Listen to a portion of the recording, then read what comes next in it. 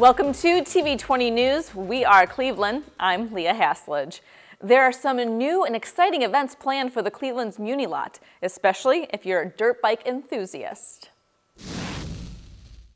We'll have a series of family-friendly events for dirt bike riders. Those events will take place at the Muni Lot this summer. This is the follow-up of the mayor's vision for street riders and how we can make them get them off the streets and get them into a safe environment, and an environment that will also help the community. The dirt bike riding events will take place at the Muni Lot throughout the summer thanks to a partnership with the Bob Burton Foundation and the Greater Cleveland Sports Commission. And I want to also emphasize that this is a family fun event. So along with the open riding and the race riding, we're also going to have vendors. So we're going to have family activities, face painting, food trucks, things of that nature as well. The first event is scheduled to take place on Saturday, May 19th at noon, with other dirt bike riding events scheduled throughout the month of June. The Cleveland Division of Fire just promoted some of its own to the ranks of captain and lieutenant in a ceremony held in Cleveland Council Chambers. The profession of firefighting is not suited for everyone. It takes special people to be successful in providing emergency response under some very difficult scenarios. Tragic fires, health issues, active shooters, and God knows what else is going to happen in today's world. After Safety Director Michael McGrath addressed the crowd, he administered the oath of office to the firefighters, making their promotion official. That I will faithfully, honestly, and impartially discharge the duties of lieutenant to the city of Cleveland, state of Ohio, during my continuance in said office. Gentlemen, congratulations, you've been promoted. Ward 15 Councilman and Safety Committee Chair Matt Zone offered his congratulations to the firefighters. Leaders lead, they don't follow. And you are being promoted for a reason, because you have the capacity to lead. And believe me, those in the rank and file will follow you, and they'll follow your lead. So congratulations to each and every one of you. In his speech, Fire Chief Angelo Cavillo congratulated the newly promoted and gave them an important reminder. Always remember you are a civil servant and have taken the oath of office to serve the citizens and visitors of Cleveland, Ohio, with professionalism and compassion, which are the requirements in your obligation. TV20 would like to congratulate the newly promoted Cleveland firefighters, and you can watch the promotion ceremony in its entirety only here on TV20. Workers' Memorial Day is an annual event to help commemorate the lives of workers who have died on the job. This year, their families and friends gathered at Gateway Plaza for the special occasion. We want to make sure that we remember our workers who were either tragically killed on the job and or catastrophically injured. All with the emphasis that we want to make sure that people understand safety and how safety is an everyday function of your job regardless of what you do, because too often people go to work and they don't come back, and we want to minimize and mitigate that from happening to anyone. All too often we go about our everyday routine of going to work, not knowing if you're going to make it home. And the reasons are directly work-related. That's what this recognizes, is that they were in the course and scope of their employment. They were doing their job, and tragically an occurrence happened that prevented them from ever coming home. Mr. Romero talks about the process new workers go through after being hired with the city. Every employee, as soon as they're hired, gets trained in safety. We have a safety handbook. It's an employee safety and health handbook that we delineate all rules. And it's just not rules, it's it's rationale on how to keep you safe in your job, whether you're an economic development coordinator or whether you're a police officer, whether you're a firefighter or whether you're an accountant in finance. Every job has a certain degree of risk with it, some obviously much greater than others, but there is a safety component to every job we do. And so we want to make sure we coordinate that with you so you're aware of what you need to do and what to do in case that you run into a situation that, you know, may be potentially harmful to you physically. Following the ceremony, the Cleveland Indians invited the group inside for a Workers' Memorial Day parade around Progressive Field. A conference was held at the Westin Hotel in downtown Cleveland for the Vanguards of Cleveland. This year, the organization is celebrating its 50th anniversary, and President of the Vanguards, Rudolph Buffington, explains to us who they are and the goal of the conference. The Vanguards of Cleveland was founded in 1968 at the Glenville YMCA. It was a small group of African-American firefighters that got together, and they wanted to change the direction of the way hiring was going and promotions, and they wanted to get more people on the fire department, so they formed their group, and 2 years later, the International was formed. The goal of this conference is to encourage diversity on different fire departments. We want to increase diversity. We want to have more women, more black men, more Hispanic men, more Hispanic women on these fire departments, on these urban fire departments. And we're talking about things that we can do to increase the numbers on those fire departments. Director of Public Safety, Michael McGrath, spoke on behalf of Mayor Jackson. His administration and the Department of Public Safety would like to thank and welcome the North Central region of the International Association of Black Professional Firefighters to the City of Cleveland. We would also like to acknowledge and congratulate the Vanguards of Cleveland on their 50th anniversary celebration. Now, everyone in this hall today is committed to one goal, and that's the delivery of service to our respective communities and the safety of all the first responders involved. I'd like to commend the IABPFF for your continued commitment and excellency over the years. Your organization is a true example of consistency, dedication that should be emulated by others throughout this country. Chief of Cleveland's Division of Fire, Angelo Cavillo, spoke of the pride he has being a fireman for the city. I am honored to say that I am the first Hispanic chief in the history of the Cleveland Division of Fire. I am grateful for the opportunities afforded to me during my 28 years of service. I'm excited to see what the future holds. The Cleveland Division of Fire, like the IABPFF, strives for continuous improvement, for increasing opportunities, and for greatness. As chief of the Cleveland Division of Fire, my goal is to provide the highest quality service to people of Cleveland, Ohio. It matters to me, both personally and professionally. The City of Cleveland recently honored employees who have reached various milestones while working for the city. Starting with their 5th anniversary and going in 5-year increments, city employees were honored for their years of work, with 2 individuals being honored for an impressive 40 years of service to the City of Cleveland. You know, employees are the glue that keeps the organization, that keeps the engine running. And you all have did that for so many years, and it was so important to this HR department, the leader of our HR department, to make sure that we acknowledge you for all of your good work. We are super excited. We are psyched out that you are here, and we certainly want to treat you as the evening of the stars. An enthusiastic keynote address was given by Dr. Martina Moore about the importance of service, gratitude, and being a Clevelander.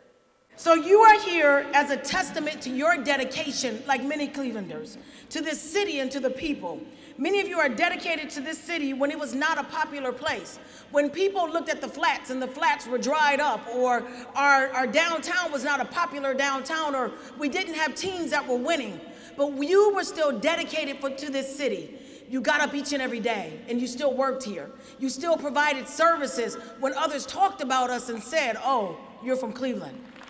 Over 1,000 employees were honored for their service, including TV20 General Manager Kathy Allen, who is celebrating her 30th anniversary, and Eddie Malone, who is celebrating his 20th.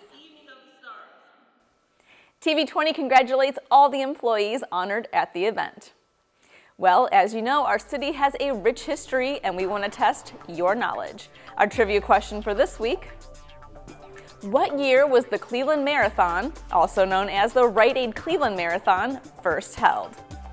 A, 1971, B, 1974, or C, 1978? We'll have the answer when we return. Hi, I'm Peter, and there's nothing I love more than sharing vegetables with my friends. Come on in, help yourself to anything. That's why we give our food the utmost respect it deserves. Did you know there are simple steps we can all take to help save food? You can cook it, store it, even share it. Just don't waste it. Because when it comes to food, better ate than never. To learn more, visit SaveTheFood.com. I'm Jenny Garth, and as a mother of 3, I know kids worry about a lot of things. Getting enough food to eat shouldn't be one of them. But here in America, that is a real worry for 1 in 5 children.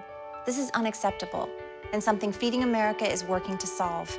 Through a nationwide network of food banks, Feeding America serves virtually every community in the United States, including yours. See how you can help your community. Visit feedingamerica.org. Together, we can solve hunger. Together, we're Feeding America. Welcome back to TV20 News. We are Cleveland. I'm Leah Haslage. Our trivia question for this week: what year was the Cleveland Marathon, also known as the Rite Aid Cleveland Marathon, first held? A, 1971, B, 1974, or C, 1978? The answer is C, 1978. The Cleveland Marathon is one of the longest running marathons in the Midwest and is celebrating its 41st anniversary this coming weekend on May 19th and 20th. So make sure you're looking out for the different routes because there'll be a lot of street closures. Well, choosing which school you will attend for your post-secondary education is one of the biggest decisions you will make for your future. A group of seniors from East Tech High School recently made their decision, and College Now of Greater Cleveland was there to help guide them through the process. The purpose of today was to celebrate graduating seniors who is going to go into some form of post-secondary education. I'm very excited to make this step, and I'm going to miss all the people here because I believe they were instrumental in helping me become a better person, because it's like what you said earlier, like I never seen this many people desiring to go to college, and they've been a big influence to me as well, making me decide to want to go to college or a post-secondary, career. Samson Deal knows how important a college education is, and he is excited to be able to take the load off his family's shoulders by receiving a scholarship. I chose Eastern Michigan University because of the affordability. Scholarship is very important because you don't want to put the burden on your family to have to take out loans and stuff to help you pay for college. It pays off to do what you're supposed to do in school so that you don't have to worry about that when you get there. You can just focus on your education. I'm very excited because I'm the first in my family to actually go to college, and I just want to make my parents proud. College Now advisor Melina Reed was proud to see so many seniors from East Tech ready to make their decision. We see these students daily. They come in, we try to get them to some form of higher education. We take them on college tours. We go through their FAFSA with them. We literally walk them through each step of the way. So to see them today signing their letters of intent and committing to higher education, it really made me proud. I picked Central State University because I feel like it's very historical, and I can relate to my peers there, and I just recently got a scholarship for the band, so that was a big opportunity for me to attend the school. With so many students choosing to further their education, hopefully this will have a trickle-down effect for the younger students at East Tech. I think that the mentorship that the seniors have on the younger students here, 9th through 11th grade, they're absolutely overwhelmed with the things that they're doing, the colleges that they're attending, the college tours. Every time we go on some form of field trip, they're like, "Where are you guys going? I want to go. Can I go?" Unfortunately, they can't attend at this time because of their age and their status in school, but it gives them something to look forward to. St. Martin de Porres High School at East 62nd and St. Clair cut the ribbon on their brand new state-of-the-art facility. It was a touching moment for the school's founding president, Richard Clark. Yeah, it is a very emotional day for all of us, really. This was a dream that actually began for me in 2000. We actually began the school in 2003 in a 1912 grade school building that was St. Vitus's grade school. We knew we had to build at some point, but we were just scrambling to get kids and jobs. As you know, all our students work at local businesses, and so for us to grow, we have to get corporate jobs and partners. So as we grew, it became really apparent that we needed a new building. And then the reality of the money that you needed and all the work, and today is the culmination of part one. So we're very happy. Mayor Frank Jackson was presented the key to the school and spoke about the importance of education. There are a lot of inequities and disparities in the world. And I don't believe in panaceas, but if you ask me to pick something I think is #1 priority, I would say education is the key to our success, and it helps to eliminate those inequities and disparities and helps to provide a genuine opportunity for people where there would not be one. Ward 7 Councilman Bashir Jones was unable to attend, but his children accepted his key to the school for him. Angela Bennett, who is the strategic advisor for Councilman Jones, spoke on his behalf. Every child deserves to feel loved. Every child deserves for someone to believe in them. Every child deserves to feel safe. And every child deserves a champion. Thank you, Rich, and the St. Martin de Porres family for being the champions that every child deserves. I know that Councilman Jones is committed to building an even stronger partnership as we co-create a recreational facility that our children deserve. Thank you. The students and teachers are very excited and thankful for the new building. We are so grateful that we were the first class to walk up that monumental staircase, the first to be educated in such open classrooms, and the first to end our high school years in this beautiful new building. This new space has inspired me and my classmates to have an even higher expectations for the next stage in our campuses all over Ohio and across the country. We will be meeting new people and building new relationships, but none will compare to what we built here as a class of 2018. You know, I think that this space really allows for groups to have access to the materials that they need and the space that they need. They can work together. We have a lot more space to spread out. We used to be across the street in our old building was an elementary school, and it was really just not designed for classes full of high school students. So here we have a lot more space and a lot more flexibility, and I think it's really allowing some of the students to get creative and you know, take advantage of the learning opportunities that they have every day. We are a one-of-a-kind learning opportunity here at St. Martin because our students also go to work 1 day a week. So I have students who have professional skills far beyond what I ever had as a teenager, what I was doing when I was 17. You know, I didn't really know how to shake somebody's hand or what it was like to interview for a job, and our students do all of those things. They shake people's hands and they file and they, you know, communicate with coworkers, and they're rubbing elbows with CEOs of some of the biggest companies in the city. They learn a lot of compassion. We're really involved with the community around us, and I think that we do a really good job of not just developing scholars who are curious and inquisitive, but we develop the whole student. 2009 graduate of the school, Ricardo Henry, had the opportunity to come back to his roots as senior engineer on the project. It's a presentation to the community, you know, that we have young professionals here, and they're learning, and you know, they will move throughout the city and be the next chapter in success. We've been so blessed by people who believe in the vision, that believe in our kids is really what this is about. Believing in the potential of our kids, and you know, it's so saddening to see young people that are locked away or thrown away or uncared for. 1 ounce of love and care, and you get this.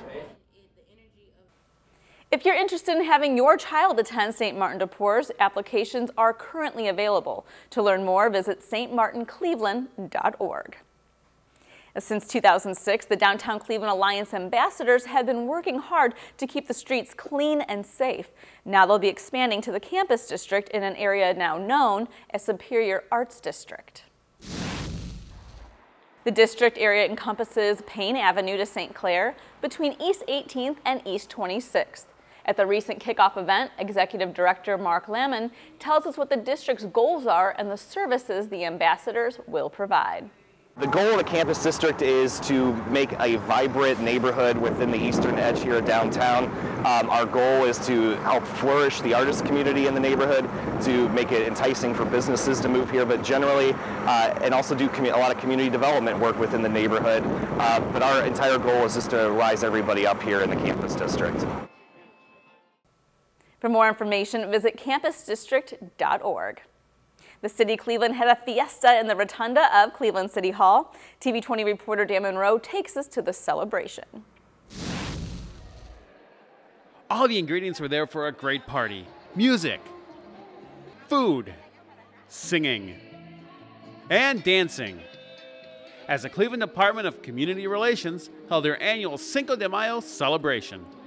This holiday is an opportunity to acknowledge how Mexican-American culture is woven into the fabric of the city of Cleveland. People of Mexican heritage has influenced our city with their culture, music, language, literature, faith, and food. Today, we honor the Mexican community.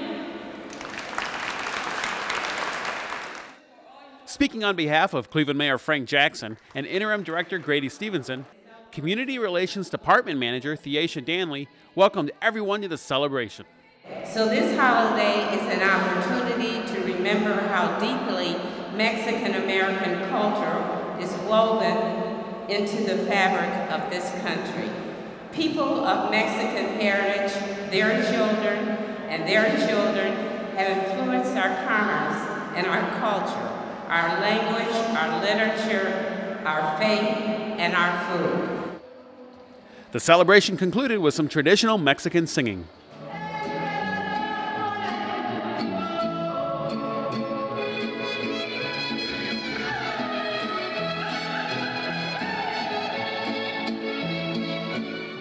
At Cleveland's Cinco de Mayo celebration, for TV20, I'm Dan Monroe.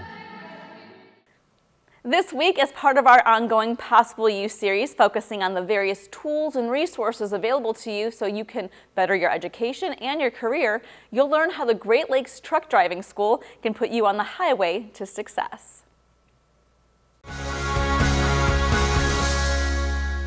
There's long haul over the road, there's regional, there's local jobs, construction jobs, city jobs. Whether you're looking for a job as a truck driver or learning to operate heavy equipment in construction, there are plenty of employers searching for well-trained workers. About 10 years ago, there was only about 10 companies that were hiring out of our school. Right now we have over 300 different companies hiring directly out of school. So the demand is just absolutely incredible. It's pretty much skyrocketed over the last few years. Here at Great Lakes Truck Driving School, students are able to get all of the necessary skills they need to be successful, practicing maneuverability and precise use of all types of equipment. And it won't be long before these students finish the program and are on the job doing these same tasks. Anywhere from 5 to 10 weeks typically, depending if they go full-time, part-time, or if they do both the CDL and the heavy equipment. Here at Great Lakes, students get help from trained instructors who show them the ropes behind the wheel, students also being steered toward the right employers. That's our job, is to help them regarding placement assistance. Everything's laid out for them. We have employers coming in every month and talking to current students. And that's not all. They also hear from former students driving the road of success. And they come back, they show off their truck once they're employed. Our graduates are pretty much our advertising. With a clean driving record and the right training, you can be well on your way to a successful trucking career. In Columbia Station, I'm Brandon Simmons, Channel 3 News. Possible You is brought to you in partnership with Ohio Means Jobs, the Cleveland Foundation, and WKYC Channel 3 News. For more information on the Great Lakes Truck Driving School, visit their website at greatlakestruckdrivingschool.com.